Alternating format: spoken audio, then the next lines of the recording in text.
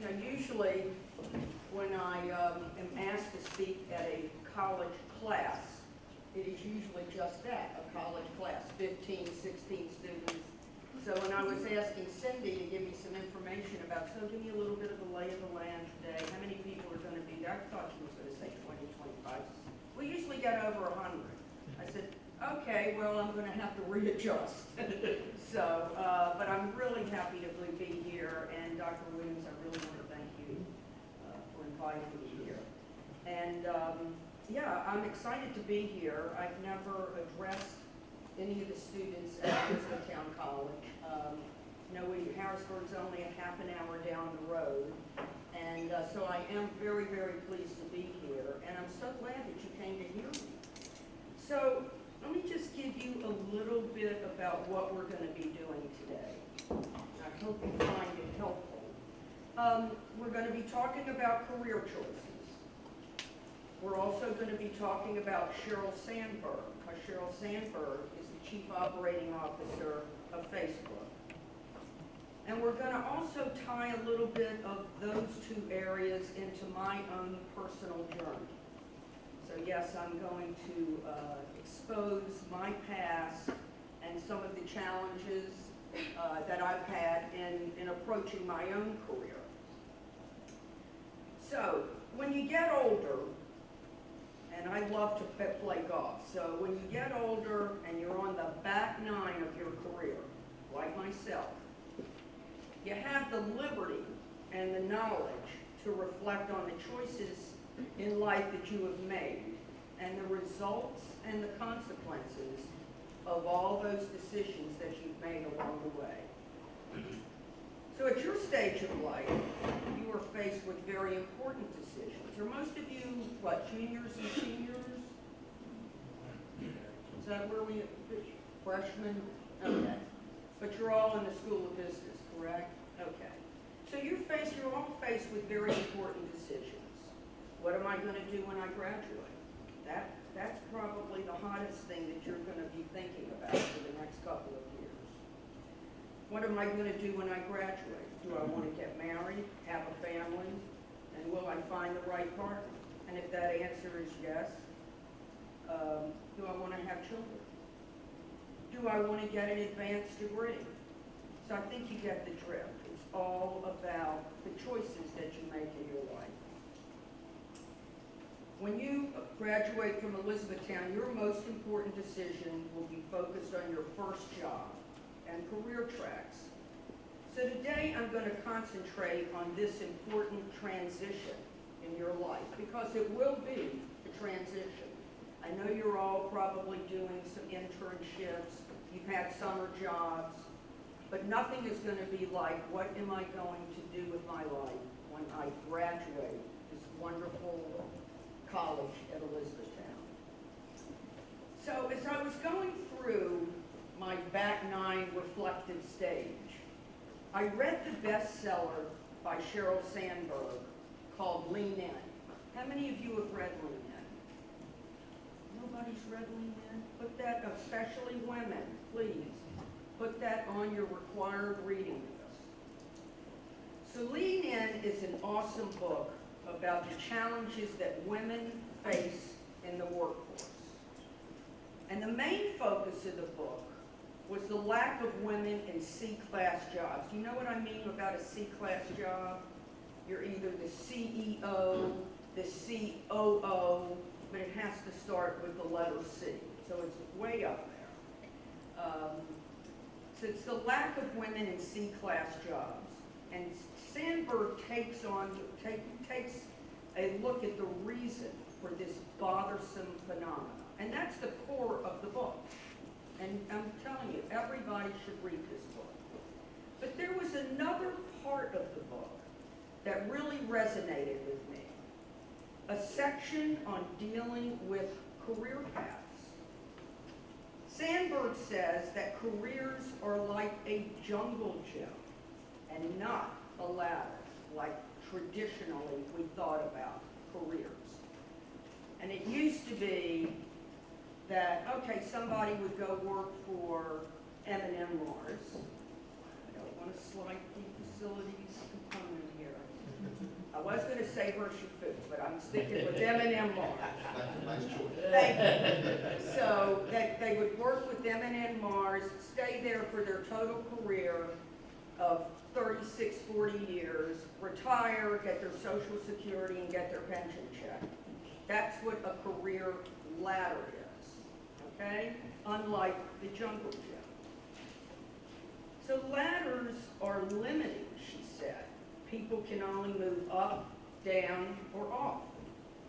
On the other hand, a jungle gym, have you ever seen the old jungle gyms that are usually in a circle, that are diagonal sections are connected to get to the top? And you can get to the top through various patterns. You have choices about getting to the top of that jungle gym. The jungle gym offers a more creative exploration. There are many ways to get to the top of a jungle gym, she writes. The ability to forge a unique path with occasional dips, detours, and even dead ends presents a better chance of fulfillment than the traditional career ladder. And statistics really validate this concept. I was talking to Dr. Williams about this. As of 2010, the average American held 11 jobs. Parents do not like to hear this. They get nervous about this. As of 2010, the average American held 11 jobs from 18 to 46 alone. It's amazing. And when you tell your parents that, they'll get a little anxious about it. But tell them you're okay. You're going to stay on the jungle gym. I absolutely love this analogy. If you view your career like a jungle gym, you can get on and off easily. You can move up, you can move down, as well as sideways. And there is more than one way to get to the top of that jungle gym. So the light went on, and I realized, without even knowing about this, without having read Sheryl Sandberg's book, I realized that my own career track matched that of the jungle gym concept. Like the jungle gym, my career, as well as some portions of my life, have taken some zigs and zags, ups and downs, and a few lateral movements, but I finally did get to the top, and we're going to go over this. Somehow, without realizing it, I did not view my career as having a single trajectory, like an individual that's worked with M&M Mars for that 36 years. I ventured down different paths and explored numerous possibilities on the way of achieving my goals. And Sandberg said that she never ever would have been able to connect the dots from where she started to where she is today. And she is the chief operating officer of Facebook, working for Mark Zuckerberg. Before that, she had a C-class job at Google. So she is quite an accomplished woman. I think that maybe now's a good time to talk about my own personal journey. So you get the drift now about how we're going to compare that jungle gym to a career ladder. I was so not on the career ladder track, but I ended up to be right on that jungle gym that I hope you guys explore when you graduate from here. So a little bit about myself to give you some background. I grew up in Southern Virginia, right in the heart of the furniture industry and the textile industry. For those of you who are wearing sweatshirts today, most likely, back when I was growing up, they were produced in Martinsville, Virginia. And a lot of the furniture that you're sitting on probably was produced in Martinsville, Virginia. I graduated University of North Carolina in Chapel Hill, go Tar Heels, I still love my Tar Heels, as a political science major. I always loved business. Our family owned department stores throughout Virginia and North Carolina. So you can imagine what my dinner conversations were with my family and my my cousins and my grandparents. They were all in the business. Our discussions, fashion trends, inventory controls, open to buys, markups, gross margins. You all know about these if you're in business majors. I think I was destined to be in the business arena, and I wanted to also be a decision maker. That was my goal, and that was my dream. So what did I do after I graduated UNC? So I moved to New York. I had no job, I had no place to live, and I moved to New York. But I had some friends there that I camped out with for a while until I got my act together and found a job, and was able to afford then to get an apartment in New York. So this was back in 1969. I ended up working in the Garment Center. And I had a good friend at UNC who was also in the Garment Center who helped me get a really good job. So the Garment Center back then was the hub of clothing manufacturing and buyers coming into various showrooms to preview lines that they were going to buy to put into all of their stores. I'm simplifying that, but it was an awesome experience. It was the peak of clothing manufacturing back then. Now everything's made offshore. Before that, everything was made domestically. A lot of it was made in Pennsylvania. Pennsylvania used to have a very large needle trade here.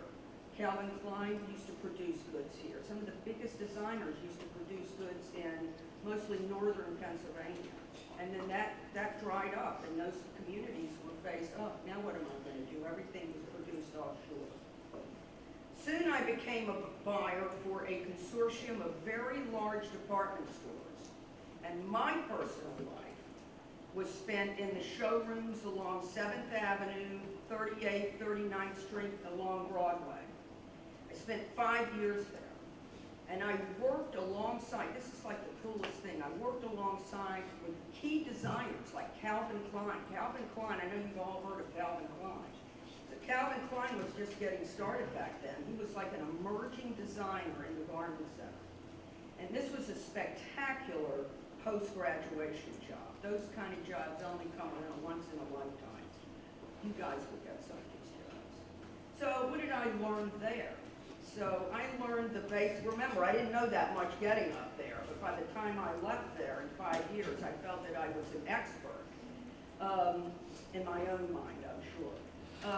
I learned the basics of trend analysis, client and relationship management, as well as communication skills, which is so important today in any job that you'll ever have, communication skills. Also, living in New York was an adventure in itself, but I would not have changed that for the world. I came out of there, I think, pretty street smart, and especially when negotiating different contracts. Plus that, I was able to get all of my clothes either for free or wholesale. So that was also a great, great advantage. I miss that to this day, free or wholesale. And you shop right in the showroom. So in 1973, I moved to Harrisburg. Why? I married a guy from Harrisburg, whom I met on a blind date in New York.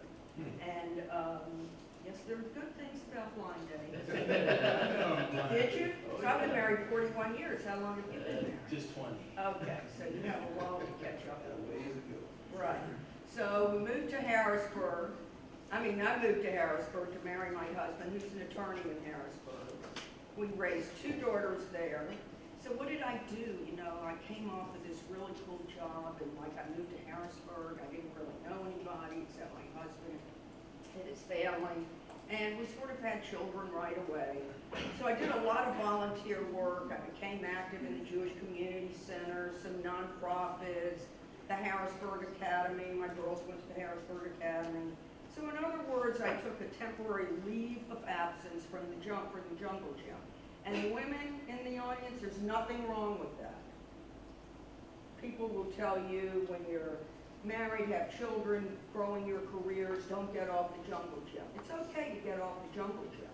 Just make sure you get back on the jungle gym. So I took a little bit of a leave of absence, but I was really getting restless. I did love business. I missed the everyday drive of being involved in something that was related to business.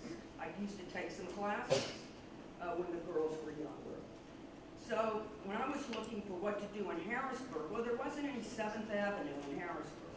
There really weren't that many stores in Harrisburg. There are now. But back then, not so much. So I had to look for other opportunities and different career paths. I needed to get back into the business world and really back on that jungle gym. So I was always intrigued about the stock market. To this day, I'm still very intrigued about the markets. And I look at the markets every day. Sometimes I trade at least 3 days a week. And I decided then to become an investment consultant, commonly known as a stockbroker. Well, this was a really, really remember, this was probably maybe 1978 I did this, okay? Well, how many women do you think were in this industry back in 1978? Not many. And in Harrisburg, I think it was myself and perhaps maybe 3 other women who ventured out to this cutthroat business of being a stockbroker. It was really, really a tough job to break into that mindset. But I always loved the markets. I found it very educational. And I also learned then to be more accepting of myself. You have to come to a stage in life that you can become very accepting of yourself. Because I thought that, oh, this is going to be a breeze, I'm smart, I'll know all about this. And, well, not so much. It's very difficult. You have to build a book of business, you have to go out and do presentations. I still didn't know all that many people, although my husband knew everybody. And you have to really build your credibility. And people have to, trust you. It's like investing like with patient capital. It takes a long time to cultivate a book of business. So I did. I cut myself some slack. And I learned how to work, this is important, smarter. I learned how to work smarter. Because I don't think with 2 girls that I could have ever worked any harder. So you have to always learn how to work smarter. So I identified what I thought were key opportunities in the marketplace and began targeting women business owners and women of influence. That was a good sector then. And because when you think about it, women, okay, so they do control the wealth because the divorce rate, they're going to get divorced and probably get half of their husband's 401k plans. They're going to probably outlive their husbands. I mean, statistics show that, so they're going to inherit money. So really, and they are the largest depositors. When you ask any of the banks, they're really demographically the largest depositors in any banking institution. So odds are that would have been a good market for me because women have money. So it ended up to be a great strategy. I did well. And I gained new skills and expanded the ones that I already had. And I continue to network. You guys, I cannot stress that any more than every minute of the day. Cultivate a network when you're out there. I keep talking about this because you'll see that with every path, it was probably because I had a really good, productive network. And you build relationships. This is a must-have in any industry that you go into, whether you're going to be an accountant, an auditor, or whether you're in sales, where you really do have to be able to network. A piece of advice here. Look to develop skills that are transferable across all industries and positions. The good basic skills, communication, networking, how to do active listening. Those skills are transferable no matter what you do. At the end of the today, looking back on my life as a stockbroker, I really learned a lot about dealing with people. You can't help but learn about a lot about people, and now when it comes to their money, they're going to tell you a lot. Listening to their challenges, their issues, and coming up with very appropriate solutions for them, and they have to feel comfortable with you. So you're constantly building respect. I also gained experience in building consensus, which definitely helped me in future positions. I developed really good scale skills, I think, a must in all areas. Again, if you're not selling a product in life, you're selling yourself. So you have to have good basic sales skills. It was a really difficult job, but it was all worthwhile in meeting certain career goals. So then the jungle gym really took another turn. I decided to park my book of business for a while. Well, we were able to do that back then. I don't know if you can do that now. And a guy I knew was lieutenant governor for the governor, Dick Thornburg.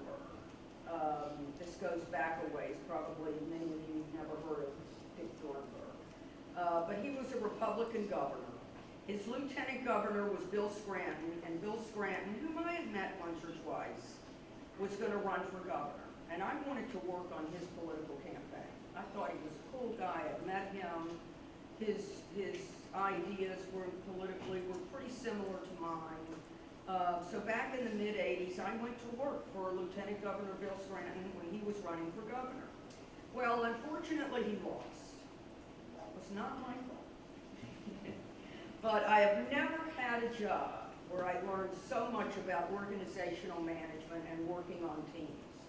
It was so fast-paced that I never had time to ask what if, and only concentrated on why not. I mean, we took risks back then about political campaigns. I loved it.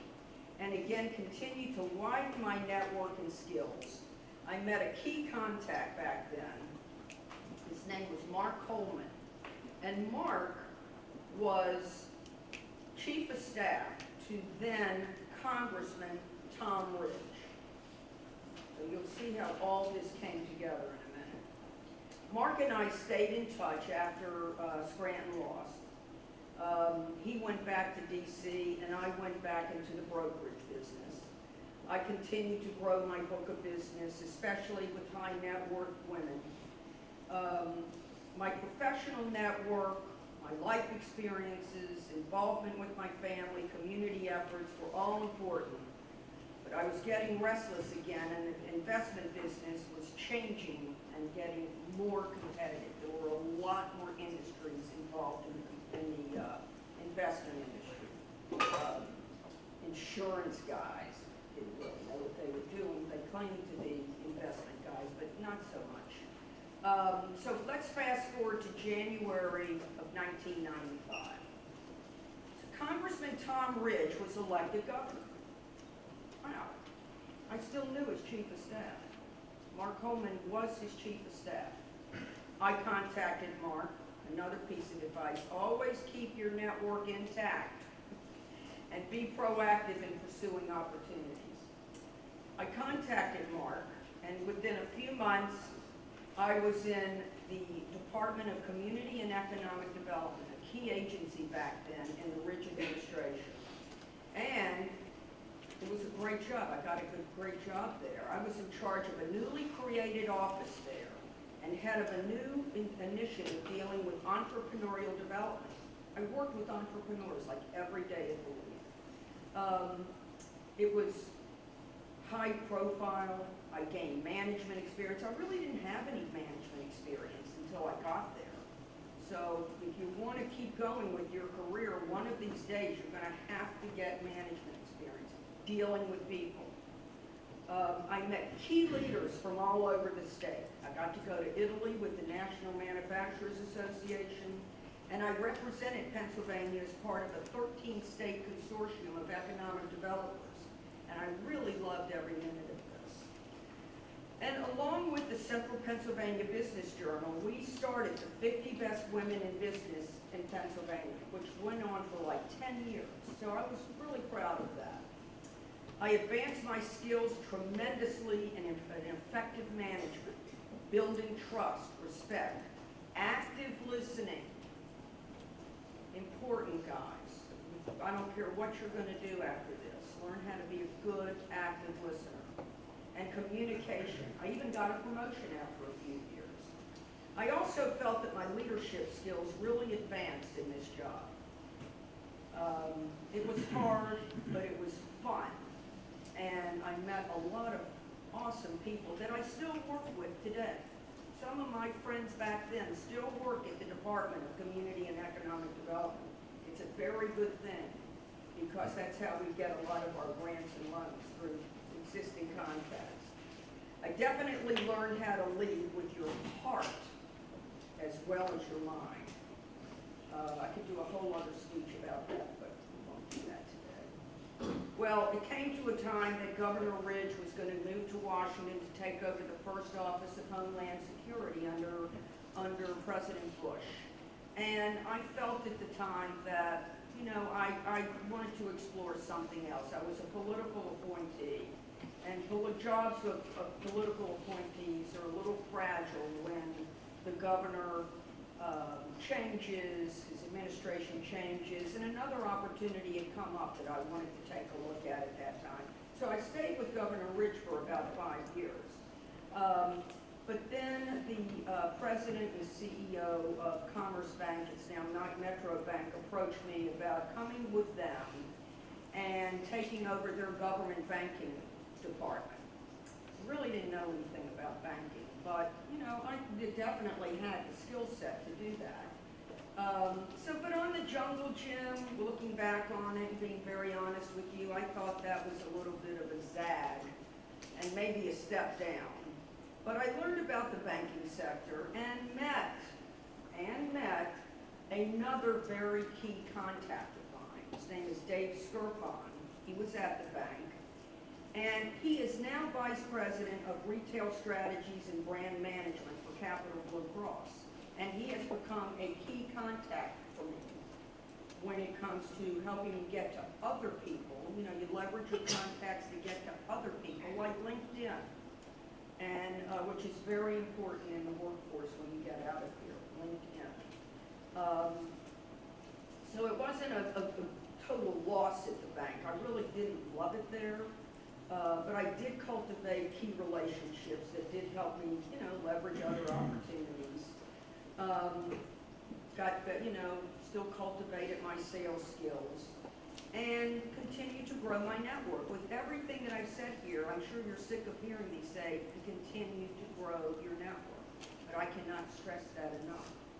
You have a great network sitting here, by the way. All of your colleagues here are your future network. It's very interesting. So back in 2001, I'm sitting at my office at Metro Bank. It was still Commerce Bank. And it was from my previous boss when I was at the Department of Community and Economic Development, Dave Black.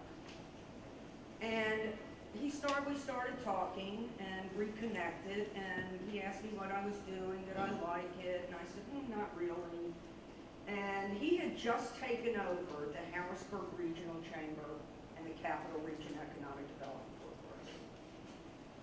So right then he said, I really would like you to come work with me. And I said, well, that's interesting. What would we be doing? And he said, I want you to head the Capital Region Economic Development Corporation. And he said, I just can't offer it to you now, but we're going to, you have to meet with some board members. I really knew the board members. And so one thing led to another, and I became the Vice President and Chief Operating Officer at the Harrisburg Regional Chamber of Freedom. And that was through, obviously, an old boss. But that old boss, he's always been a very good friend of mine. Well, this was the best thing that ever happened at that stage of my career. That was the job. I had gotten to the top of my jungle gym. few little blips along, you know, different ways to get there. But this was back in 2001. I said, this is as good as it gets. This is going to bring all my skill sets, previous experiences together, and this is a good thing. And it met my two beginning goals of being, you know, with my personal mission. I always, from the very beginning of that journey, starting on, you know, the streets of New York in the Garment Center, I wanted to be in an impactful and dynamic business environment in a key decision-making capacity. So this was the job. And this is the last job on my jungle gym. I'll probably retire in a couple of years. This was perfect. Working with small, this is what we do. And a colleague of mine, Melissa McLaughlin, is in the back of the room, who was nice enough to come hear me today. Melissa is the head of our business finance operation. So we work with small and entrepreneurial businesses in their quest for expansion and growth. We do business financing, strategic planning, entrepreneurial development. We own a small business incubator in Carlisle. Hot emerging growth companies, most of them in the technology space. They're excellent companies. We've had some great successes there. Some of them have been bought out, and some of them have been bought out by publicly traded companies. So it's been a very good effort. Involved in problem solving every day. Managing young talent and mentoring them. I love that. Our staff, excuse me, Melissa, except for Melissa, are younger than my two daughters. So this was interesting for me to manage this group of men and women. But I loved it because when I hire somebody, I always say to them, it is my commitment to make sure that you're going to be successful. And they have gone on to do some great things. So I'm very, very proud of that. It's one of my favorite things. I work with the boards made up of corporate leaders, work with my continuing growing network that's grown considerably. Working with the recovery team that helped Harrisburg, we kept Harrisburg out of bankruptcy. How many of you really 30 minutes down the road, one of our the capital city in Pennsylvania was on the verge of bankruptcy. So our group helped them stay out of bankruptcy. We manage the compliance aspect of very large construction projects, and we work collaboratively with other organizations in an effort to make the Harrisburg region a better place to live, to work, and to play. And for those of you who are going to graduate this year, I really hope that you consider staying in this region. It's a great place to live. The cost of living, you cannot compare it with any. When I think what my daughter in New York pays every month for her apartment in Chelsea, compared to what my staff members pay in Harrisburg, it makes me ill that Stacy is spending that kind of money. The bars, the restaurants, they're all expensive up there. She loves it up there. I think she's nuts for spending that kind of money, but she loves her job. So, but think about it. You know, the job along the Route 128 corridor outside of Boston or the Silicon Valley sounds attractive. Sounds great. But you have to do a comparative analysis. What am I going to be giving up to pay what my daughter pays in New York? Or some kids that are friends of mine, you know, their daughters or sons or that are of my friends, what they pay in Boston or LA and San Francisco. Really, think about it. You have a good quality of life here. We all want you to stay here. So life is good, and in November it's going to be 14 years that I've been there. And I will probably return in a few years. Well, we'll have to see how that goes. And I don't know, maybe I'll get back on the jungle gym. I have no idea, but we'll see. So in closing, I want to just briefly talk about a few takeaways from today and lessons learned that I think that you really ought to think about. Do not sit on the sidelines. Always have a seat at the table. It's harder for women to have a seat at the table than men. I have to tell you that. So women have to work harder at that. Lean in, as Sheryl Sandberg says. Always have a seat at the table. Do not underestimate your abilities and believe in yourself, because being confident is necessary for achieving what your potential is. It's very important. Stay ambitious.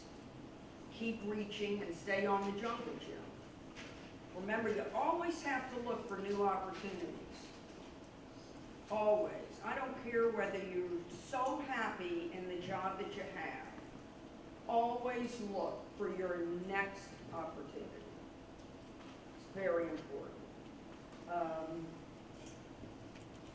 Look for growth and continue to build your skills and your network. Every job that you have, remember, when I was talking to you about this, I kept piling on different skills that I learned along the way. I didn't wake up at Cretic and I had these skills, for God's sakes. It took me years to cultivate these skills. So that's why you have to stay in the game. Ask for help.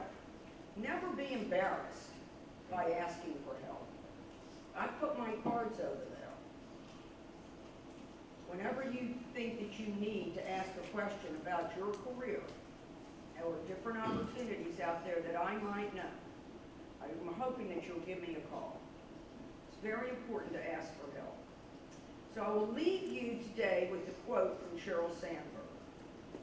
And this was from an address that she gave to the Harvard Business School. So I thought if it was good enough for the Harvard Business School, it's going to be good enough for you guys. So as you start your post-Harvard Business School career, look for opportunities, look for growth, look for impact, look for mission. Move sideways, move down, move on, move off. Build your skills, not your resume. That's an interesting concept. Build your skills, not your resume.